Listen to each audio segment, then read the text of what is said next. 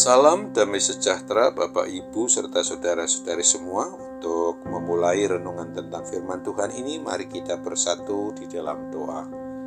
Oh Tuhan Allah Bapa di surga yang melebihi segala akal, hati, dan pikiran kami umat manusia, berfirmanlah kepada kami sebab kami bersedia untuk mendengar, dan atas pertolongan Roh Kudus mampukan kami agar boleh melaksanakan firman-Mu itu dalam hidup kami sehari-hari.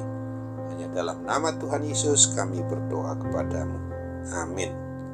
Sebagai nas renungan firman Tuhan hari ini diambil dari Mazmur 34 ayat 19 yang berbunyi, Tuhan itu dekat kepada orang-orang yang patah hati, dan Ia menyelamatkan orang-orang yang remuk jiwanya. Sebagai tema yang diangkat dari nas renungan kita ini adalah Tuhan dekat pada pribadi orang yang patah hati dan remuk jiwanya.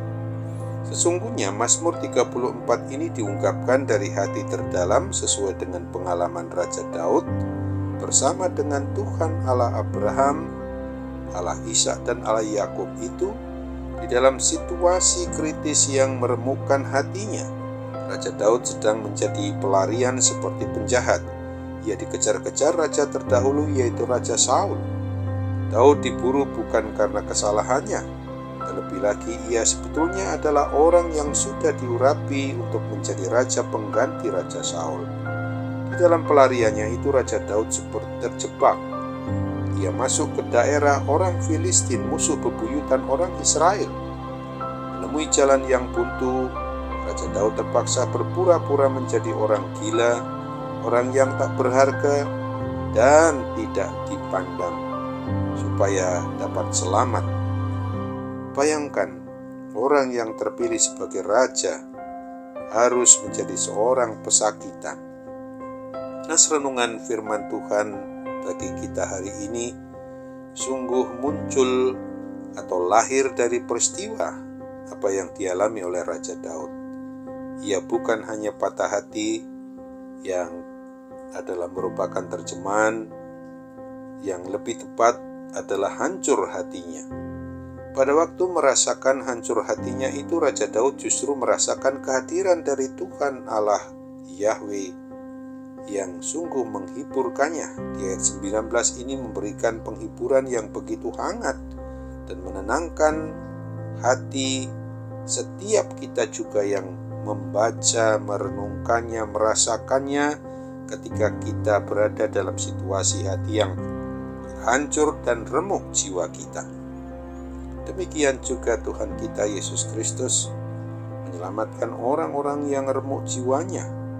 Dia bukan hanya Allah yang ada secara pasif, tetapi jelas bahwa Dia adalah Allah yang maha aktif di dalam menemani setiap orang yang mau datang berserah kepadanya, tetapi Dia adalah Allah yang sungguh-sungguh aktif di dalam mengingatkan kita untuk hidup sesuai dengan kebenaran firman-Nya. Dia menyelamatkan orang-orang yang remuk jiwanya, orang-orang yang hatinya berkeping-keping dan tidak ada harapan. Hanya Tuhan Yesuslah yang sungguh-sungguh kita tahu lewat kuasa Roh Kudus selalu mau memperbaiki hati kita yang hancur dan yang berkeping-keping sekalipun. Sesungguhnya orang-orang yang hancur hatinya dan dirinya terasa tidak bernilai lagi, maka Tuhan Yesus akan pulihkan dengan pengorbanannya yang sekali untuk selama-lamanya di atas kayu salib di Bukit Golgota itu adalah harga yang tak ternilai lagi. Tuhan kita Yesus Kristus adalah wujud nyata dari kehadiran Allah Pencipta, Sang Pemelihara dan Sang Pemilik atas hidup dan mati kita.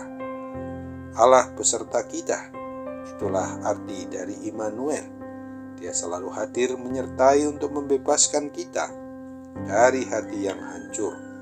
Kematiannya di atas kayu salib di Bukit Golgota itu memberikan pengharapan hidup kekal yang menghiburkan hati kita.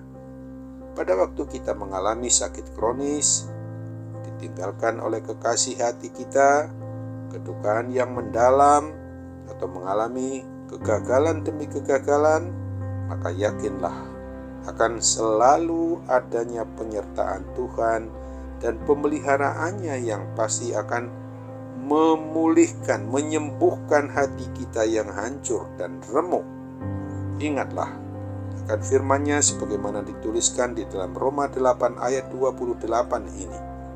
Kita tahu sekarang bahwa Allah turut bekerja dalam segala sesuatu untuk mendatangkan kebaikan bagi mereka yang mengasihi Dia, yaitu bagi mereka yang terpanggil sesuai dengan rencana Allah. Amin. Mari kita kembali bersatu dalam doa. Oh Tuhan Allah Bapa di surga, terima kasih untuk firman-Mu yang mengingatkan kami pada hari ini. Bagi kami yang merasakan pribadi yang sedang patah hati dan remuk jiwa kami karena sesuatu dan lain hal. Oleh sebab itu kami tahu bahwa Tuhan tidak pernah membiarkan kami untuk boleh keluar, pulih dan sembuh dari suasana itu semua. Karena Tuhan Maha hadir secara aktif dalam diri kami, yang tidak pernah meninggalkan kami, dan itu semua dapat kami rasakan ketika kami memang sungguh mau hidup berserah kepada Tuhan, menyerahkan segala kekhawatiran kami untuk senantiasa boleh dihiburkan, disembuhkan, dipulihkan dari kuasa hal-hal yang membuat kami patah hati. Kami yakin dan percaya bahwa Engkau sungguh-sungguh mau memberikan apa yang terbaik menurut kehendak-Mu, menurut apa yang memang berkenan di hati-Mu.